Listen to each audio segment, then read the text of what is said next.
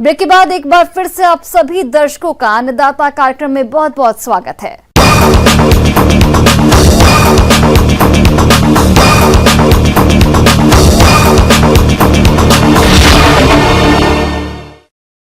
अपने राज्य के धान वाले एरिया में किसान फसल कटाई के बाद बचे हुए फसल अवशेषों में आग लगा देते हैं, जो कि सही नहीं है। इससे पर्यावरण तो प्रदूषित होता ही है, साथ ही धीरे धीरे खेत की मिट्टी बंजर होने लगती है।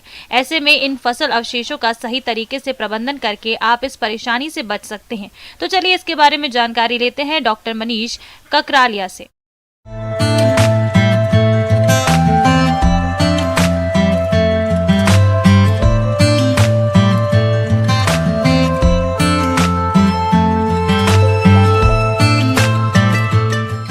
किसान क्या होता है कि वो ये सोचता है कि हमने कटाई कर ली और हम इसको कैसे प्रबंधन करें कि हमारा जो खेत है वो जल्दी से खाली हो जाए। विगत एक दशक से खेती में मशीनों का प्रयोग बढ़ा है, साथ ही खेतिहर मजदूरों की कमी की वजह से भी यह आवश्यकता बन गई है, जिसकी वजह से अधिक मात्रा में फसल अवशेष खेत में रह जाते हैं, जिनका समुचित प्रबंधन एक चुनौती है।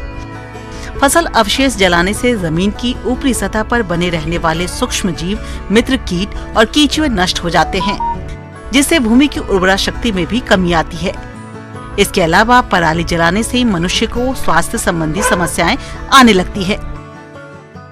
तो इसके लिए हम जो एक है हमारी जो बेलिंग सिस्टम है, बेलर के द्वारा जैसे हमने कंबाइन से कटवा लिया, इसके बाद जो बेलर होता है उसके माध्यम से हम इसमें बेलिंग करके और दूसरी जगह हम इसमें ट्रांसपोर्ट कर सकते हैं। दूसरा है हमारा जो कंबाइन के पीछे एक SMS लगा होता है, स्ट्रो मैनेजमेंट सिस्टम, उसके द्वारा हम जो पराली होती है वो कंबाइन से कटवाते हैं, लेकिन जो पराली बड़े बड़े फाने होते हैं उसको छोटे छोटे टुकड़ों में काट के और उसमें हम जो हमारी गेहूं की या दूसरी कोई भी फसल है उसकी आराम से हम उसमें फानों के अंदर या जो पराली है उसके अंदर पूरी हम आगे की फसल की हम बिजाई कर सकें। तो उसके द्वारा हम जो हमारा स्ट्रो मैनेजमेंट सिस्टम है कंबाइन के पीछे, उसके द्वारा हम इसमें जो धान के जो पराल है उसको हम आराम से प्रबंधन कर सकते हैं, जिससे क्या होगा कि जो आगे हम बिजाई करेंगे उसमें काफ़ी फायदा मिलेगा। इसके अलावा फसल की कटाई के उपरांत रोटावेटर से जुताई करके एक पानी लगा देने से फसल अवशेष मिट्टी में मिल जाते हैं। फिर बाद में अगली फसल की बिजाई या रोपाई आसानी से की जा सकती है। धान के अवशेषों की जुताई करके पानी लगा देने से प्रबंधन संभव है।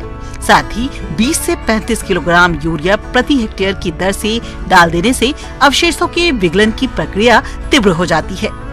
फसल अवशेषों का प्रयोग खाद बनाने के लिए कर सकते हैं। साथ ही बेस्ट डिकम्पोजर का फसल अवशेषों में प्रयोग करने से यह खाद के रूप में तेजी से परिवर्तित होते हैं।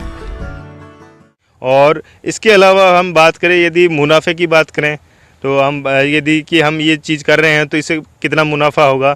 तो यदि हम लेबर की बात करें तो लेबर आप देखोगे कि अब 1 एकड़ है उसमें हमारी मतलब 5 लेबर की भी हम बात करें तो वो 2 दिन तो लगाएगी 1 एकड़ काटने में, लेकिन 2 दिन भी नहीं तो 1 दिन पूरा लगेगा उनको। तो यदि हम बात करें तो वो मतलब 2-3 हज़ार रुपये 4 हज़ार रुपये के समथिंग जाएगा।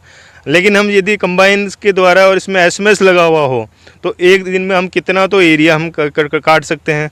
दूसरा हमारा जो कंबाइन से हमारा जो खर्चा होगा वो कितना कम होगा।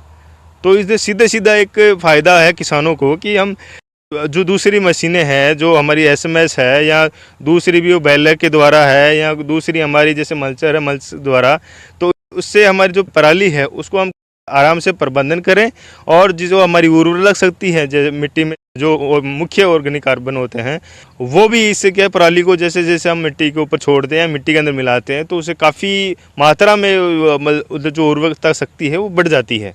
तो ये भी एक अच्छा मतलब बहुत अच्छा प्रबंधन है किसानों के लिए इस समय।